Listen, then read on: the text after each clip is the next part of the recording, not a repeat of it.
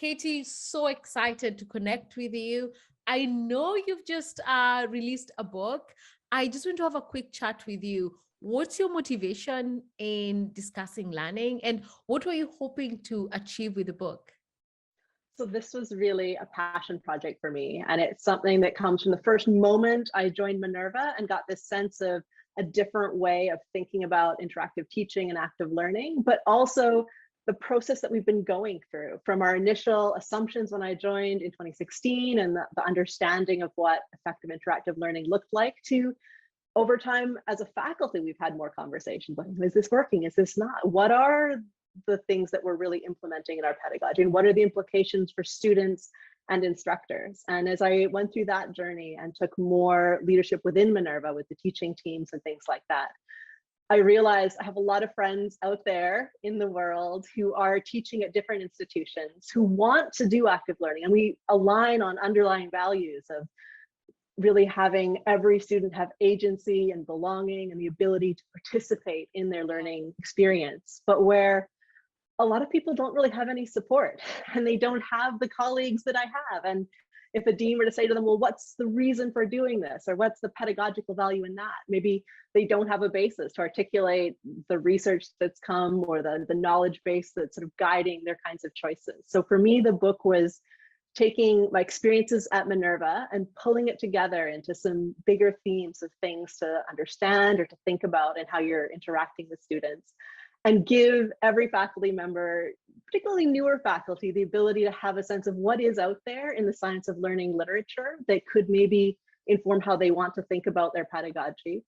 And also recognize that you can't give one size fits all advice. What works for an older professor, this one's not going to work for a younger professor. There's graphic differences, there's student perceptions and expectations that vary so much depending on the discipline and individual differences, that I think it's really important for faculty to have an ability to define for themselves what they value, to do that in an informed and evidence-based way that lets them think about, okay, what are the perspectives in the literature? Do I agree? Do I disagree? You know, and really think it through in a meaningful way. And then have a concrete sense of what to experiment with or what things they might like to try. So in the book, I kind of go through some big themes that I think are fundamentally important to consider and understand, and then do it without that one size fits all approach. So say, you know, here's some ways of doing a self-assessment along these dimensions. Now you reflect on what you identify and what you're doing and think about whether you want to try doing something differently. And if so, here's some suggestions, or maybe not, or sort of really work out what is shaping what's happening in your unique classroom, because every classroom is a very unique and special place with very different needs from the instructor side and the student side as well. Yeah. Perfect. Well, I'm really excited to get my teeth into the book. I'll give you my feedback more from a lifelong student perspective. But of course, thank you so much for your contributions, and I'll give you my feedback on that.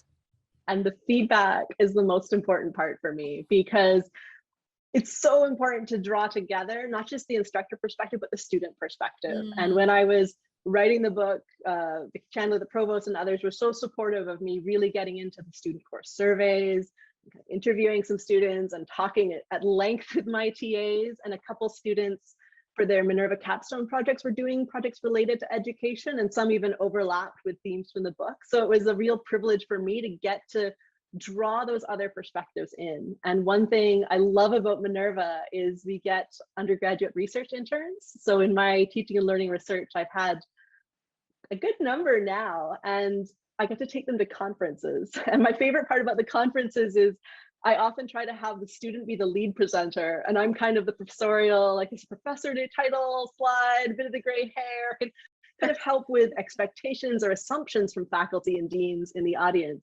But to me, that student perspective is so valuable to bring into the educational research space and to these conversations about pedagogy and teaching and learning, because the students, they have a very insightful perspective on what's really going on in the classroom. And if we just look at outcomes or measures or test scores, or, you know, did this assignment look ineffective or effective, we really don't have a complete picture. Without a complete picture, you can't really self-reflect and change your practice for the better.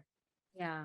Oh, I absolutely love that. And it's interesting to hear you taking student interns to conferences. They're definitely lucky to have that at Minerva, and you're brilliant to give them the opportunity to do that. And I think we could even think about, I know for the like free think and that there was some involvement of some of my students, Yeah. and maybe as you're thinking about like what perspectives, I know other faculty have worked with their student interns as well on different kinds of projects. That might be an interesting thing to show, because it kind of goes beyond the typical, you know, research science intern in a lab, like pipetting things. I'm going to lab, like it's valuable. I really enjoyed it. I had wonderful people that took me into their labs when I was an undergrad. But I think there's definitely, particularly in the science of learning interest group at Minerva, a real sense of how can our students be our thought partners? And I Mm. think that idea is what helps us have a different kind of contribution to the broader context of these conferences and where this thinking is taking place. Yeah. Well, I will definitely take up that idea. Thank you so much, Katie. Thank you so much, Martha.